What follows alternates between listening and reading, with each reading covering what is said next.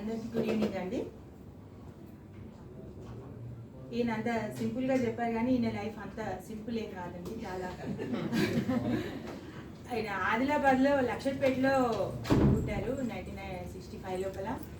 చాలా పల్లెటూరు జన్నారంలో మా మామగారు తెలుగు పండితుగా పనిచేసేది.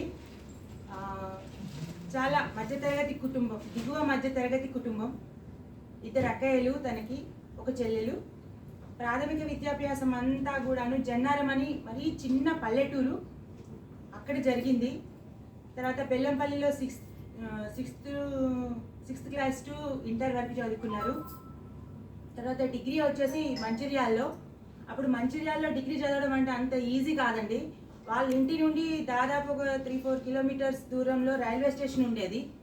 అక్కడి వరకు పొద్దున 7 o'clock వరకు వాళ్ళ అమ్మగారు అంటే మా అత్తమ్మ గారు వండి పెట్టిన అన్నం తినేసి రైల్వే స్టేషన్ వరకు నడిచి వెళ్ళేసరికి ఆ అన్నం అరిగిపోయేదండి. ఈ టిఫిన్ బాక్సులు కట్టివ్వడము, స్నాక్స్ అదేది లేదు అప్పుడు. అక్కడికి వెళ్ళి ఆ మంచిర్యాల రైల్వే స్టేషన్లో దిగి అక్కడి నుంచి మళ్ళీ కాలేజ్ వరకు నడిచి వెళ్ళి అక్కడ చదువుకొని మళ్ళీ రిటర్న్, ప్రతిరోజు అప్ అండ్ డౌన్ అనమాట. ఆ రకంగా కష్టపడి చదువుకున్నారు. యాక్చువల్గా ఇంటర్లో తనకు వచ్చినటువంటి మార్క్స్లో ఇక్కడ SRR కాలేజ్లో కూడా తనకి సీట్ వచ్చింది. కాకపోతే మా మామగారి ఆర్థిక పరిస్థితుల దృష్ట్యా ఇక్కడ అప్పుడు ఏంటంటే మార్క్స్ యొక్క వెయిటేజ్ని బట్టే మనకు సీట్స్ అలాట్ అయ్యాయి కదా గవర్నమెంట్ కాలేజెస్లో. కానీ ఈయనకి ఇక్కడ ఉండి రూమ్ తీసుకొని ఉండేంత ఆర్థిక స్వాతంత్రం అప్పుడు లేకపోవడం వల్ల అలా మంచిర్యాలలో చదువుకున్నారు.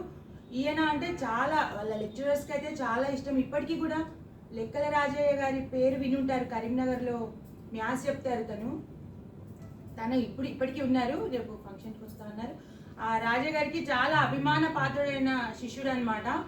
అప్పుడున్న సర్స్ అందరు కూడా వితౌట్ ట్యూషన్ ఫీ తనకి ఎలాంటి సందేహాలు ఉన్నా కూడా మ్యాథ్స్ లోపల రాజేశారు, ఇంగ్లీష్ ఒకసారి వితౌట్ ఫీ తనకి చెప్పేదన్నమాట. ఆ రకంగా చదువుకున్న తర్వాత డిగ్రీ అయిపోయిన తర్వాత పై చదువులు చదవాలి అని అనుకున్నారు. కాకపోతే మామగారు ఏంటంటే జాబ్ చూసుకోమన్నారు. దట్టు మా మామగారు గవర్నమెంట్ టీచర్ అనమాట. సో గవర్నమెంట్ టీచర్ జాబ్ కోసము బీఈడి కోసము ఎంట్రన్స్ రాయమని తను చెప్పారు, ఇన్సిస్ట్ చేశారు. తనకేంటంటే మొదటి నుంచి కూడా బ్యాంక్ ఆర్ ఎల్ఐసి అలాంటి వాటిలోనే ఇంట్రెస్ట్. అసలు తను ఎంసెట్ కూడా రాద్దాం అనుకున్నారు కానీ అసలు మామగారు రాయడానికి కూడా పర్మిషన్ ఇవ్వలేదు.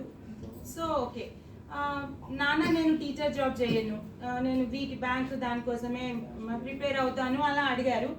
మామగారేమో వద్దు అలా కొంచెం చెప్పారు. కోపడ్డ సందర్భాలు కూడా ఉన్నాయి.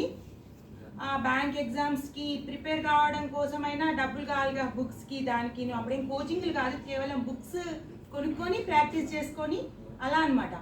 వాటి కోసమైనా కావాలన్న ఉద్దేశంగా తను ఆంధ్రభూమి పత్రికలో విలేకరిగా కూడా ఒక 1 year పాటుగా పనిచేశారు. హైదరాబాద్లో వాళ్ళ మేనమామ గారు ఉండేది, ఆయన దగ్గర ఉండి ఒక 1 year అలా కష్టపడ్డారు. అదేం వర్కౌట్ కాలేదు. మళ్ళీ బెల్లంపల్లికి వచ్చారు. అక్కడ మామూలుగా ప్రైవేట్ స్కూల్ టీచర్గా పనిచేశారు ఒక 1 year అలాగా. ఇంకా మామగారు చెప్పడం ఎక్కువైపోయింది, ఇక లాభం లేదనేసి బీఈడి రాశారు. అప్పుడు 2 కాలేజెస్ అండి, ఒకటి హైదరాబాద్లో ఒకటి వరంగల్లో బీఈడి కాలేజెస్ కూడా. దానిలో సీట్ వచ్చింది. ఇంకా వెళ్ళి జాయిన్ అయిపోయారు. అక్కడ లాభం లేదు, మనకి టీచర్ జాబే ఉంది అనుకొని అలా. కాకపోతే ఆ బీఈడికి జాయిన్ అయ్యే ముందు ఈ ఎల్ఐసి ఎగ్జామ్ రాసినట్టున్నారు, రిజల్ట్ రాలేదు. అప్పటికి అంతకుముందు కూడా కొన్ని బ్యాంక్ ఎగ్జామ్స్ కూడా రాశారు కానీ ఇంకా దానిలో రాలేదు. ఇదేమో ఇంకా రిజల్ట్ రాలేదు. తనేమో వెళ్ళి వరంగల్లో రూమ్ తీసుకొని ఉంటున్నారు, బీఈడి చేస్తున్నారు. అంతలోపల ఇది వచ్చింది, జాబ్ వచ్చిందని అపాయింట్మెంట్ ఆర్డర్ వచ్చింది. మా మామగారు ఏంటంటే ఈ అపాయింట్మెంట్ ఆర్డర్ చూసి ఎల్ఐసిలో జాయిన్ అయిపోతాడు నా కొడుకు టీచర్ కాడు అన్న ఉద్దేశంగా అపాయింట్మెంట్ ఆర్డర్ దగ్గర పెట్టేసుకున్నారు. ఈయనకి అప్పుడు తెలియదు కదా, తను వరంగల్లో ఉన్నారు. అప్పుడు మా మామగారి కొలీగ్స్ సరే ఎల్ఐసిలో జాబ్ అంటే ఏమనుకున్నావయ్యా, అది బ్యాంక్ జాబ్, అది వైట్ కాలర్ జాబ్, నువ్వు ఎందుకు అట్లా చెప్పడం లేదు అనేసి అంటే ఆ కొలీగ్ యొక్క మాటలకి మామగారు అపాయింట్మెంట్ లెటర్ తీసుకొని వరంగల్ వెళ్ళి కొడుకు ఇచ్చేసి ఆ కాలేజీ వాళ్ళు ఆ సర్టిఫికేట్స్ అన్ని దగ్గరించుకున్నారంట. ఆ సర్టిఫికేట్స్ ఇవ్వండి ఒరిజినల్స్ అంటే ఎందుకు మేము ఇవ్వము అన్నారంట. లేదండి మాకు జాబ్ వచ్చింది, నేను ఇంకా బీఈడి చెయ్యను, ఇంకా ఎప్పుడూను అసలు నాకు అవసరం లేదు బీఈడి అనేసి వచ్చేసారనమాట. ఆ రకంగా తనకి 20 ఇయర్స్కి డిగ్రీ అయిపోతే 25 ఇయర్స్కి ఎల్ఐసిలో జాబ్ వచ్చింది. ఈ 5 ఇయర్స్ చాలా కష్టపడ్డారు, చాలా రకాలుగా. అంటే ఇంట్లోపల మామగారికి ఏ రకంగా సపోర్ట్ చేయాలన్న విషయం కూడా తెలియదు కదా, ఆ రకంగా చాలా కష్టపడ్డారు. తర్వాత ఈ ఎల్ఐసిలో జాబ్ రాగానే ఇంకా వాళ్ళ అమ్మమ్మ గారు ఈ కరీంనగర్లోనే ఉండేది. ఆవిడ గారు, నువ్వు కరీంనగర్ రా బాబు, నేను ఇక్కడ ఒక 2-3 అమ్మాయిలను చూపిస్తాను, పెళ్లి చేసేస్తాను అనేసి తీసుకొచ్చేసిండ్రు. వాళ్ళ అమ్మమ్మ గారికి మా నాన్నగారికి చాలా మంచి దగ్గరి, వీళ్ళ తాతగారు, అమ్మమ్మ గారి తాతగారి శిష్యుడు అనమాట మా నాన్న. అప్పుడు నేను డిగ్రీ ఫస్ట్ ఇయర్ చదువుతున్నానండి. మా నాన్నకి కూడా ఏ కోశాన అమ్మాయికి పెళ్లి చేయాలన్న ఆలోచన లేదు. కాకపోతే ఈయనకు ఆల్రెడీ జాబ్ వచ్చేసింది కదా, ఎవరో ఒకరు మ్యారేజ్ అయితే చేయాల్సిన పరిస్థితే కదా. నా మనవడు ఉన్నాడయ్యా, బుద్ధిమంతుడు, బంగారం, ఇవే వాక్యాలు ఇలాగే చెప్పాడంట.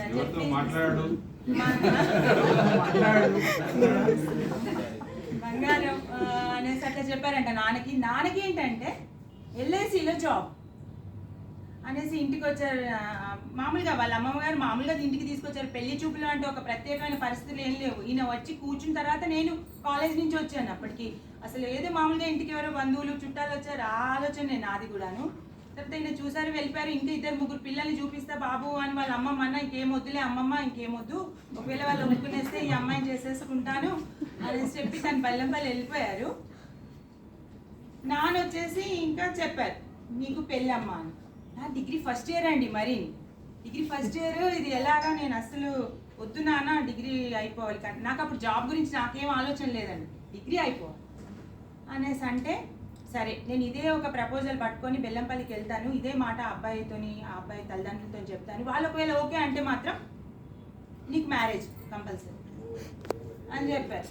చెప్పి బెల్లంపల్లి వెళ్తే నా యొక్క ప్రగాఢ విశ్వాసం ఏంటంటే, ఎలాగో ఒప్పుకోరు, 2 ఏళ్ళు నేను ఇక్కడే ఉండి చదువుకుంటా అంటే ఎవరు ఒప్పుకుంటారండి? ఒకవేళ అబ్బాయి ఒప్పుకున్నారనుకోండి, సపోజ్ వాళ్ళ అమ్మ నాన్న మాత్రం ఎందుకు ఒప్పుకుంటారు కదా. 2 ఏళ్ళు కరీంనగర్లోనే ఉండి, ఎందుకంటే బెల్లంపల్లిలో డిగ్రీ కాలేజీలో బిఎస్సి లేదు, కేవలం బిఏ మాత్రమే ఉండింది అప్పుడు. ఒకవేళ మార్చుకోవాలనుకున్నా కూడా అలాంటి సందర్భాలు. సో ఎలాగో ఒప్పుకోరు అని అంటే, మరి ఈయన ఎలా చెప్పారో వాళ్ళ అమ్మ నాన్నలకి, ఈయన ఎలా ఒప్పుకున్నారో నాకు తెలియదు, ఒప్పేసుకున్నారు. నాన్న వచ్చేసి ఒప్పేసుకున్నారమ్మా, ఇంకా నీ డిగ్రీ ఇక్కడ చదువుకోవచ్చు అనేసి అంటే, ఇంకా నేనేమి నానేమన్నారు, ఎల్ఐసి జాబు మంచి జాబు, బ్యాంక్ అంటే, నేను అప్పట్లో మనం ఎవరైనా ఆడపిల్లలం ఏమీ లేదు కదా. కానీ తర్వాత నా డిగ్రీ కంప్లీట్ అయింది, నా బీఈడీ అయింది, నాకు జాబ్ వచ్చింది. 1998లో నాకు టీచర్గా జాబ్ వచ్చింది. వీటన్నింటికి వెనకాల నాకు వెన్నుదన్నుగా తనే ఉన్నారండి. ఇదేది నా అచీవ్మెంట్ ఏమీ కాదు.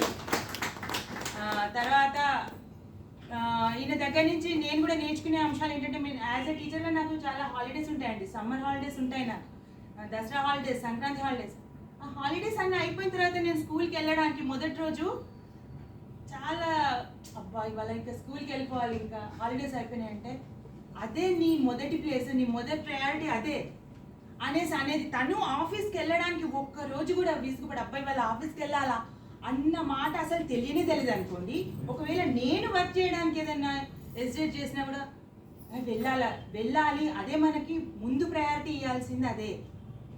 తనకి ఎల్ఐసి అంటే ఎంత ఇష్టం అంటే, తనకి ఇంకొక ఇంటి, మా బంధువులందరిలోకి ఆయన ఇంటి పేరు మందపల్లి కాదండి, ఎల్ఐసి శ్రీనివాస్. ఆయన ఇంటి పేరు ఎల్ఐసియే. నేను ఎన్నో సందర్భాలలో లీవ్ పెట్టమని అడిగిన ప్రతి సందర్భంలో ఓకే అని ఒకటేసారి కన్నది ఎప్పుడూ లేదండి. నేను ఒక యుద్ధ ప్రాతిపదిక పెట్టుకోవాలి, నేను పలానా రోజు లీవ్ పెట్టాల్సి ఉంటుందండి అనేసి.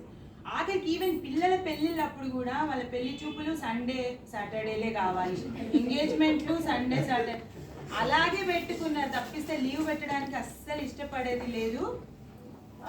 ఆ రకంగా తను డెడికేటెడ్గా ఉండేదే కాకుండా మమ్మల్ని కూడా ఆ రకంగా జాబ్ చేయాలి, జాబ్ లోపల 100% కాదు 200% ఇవ్వాలి మనం అనేసి.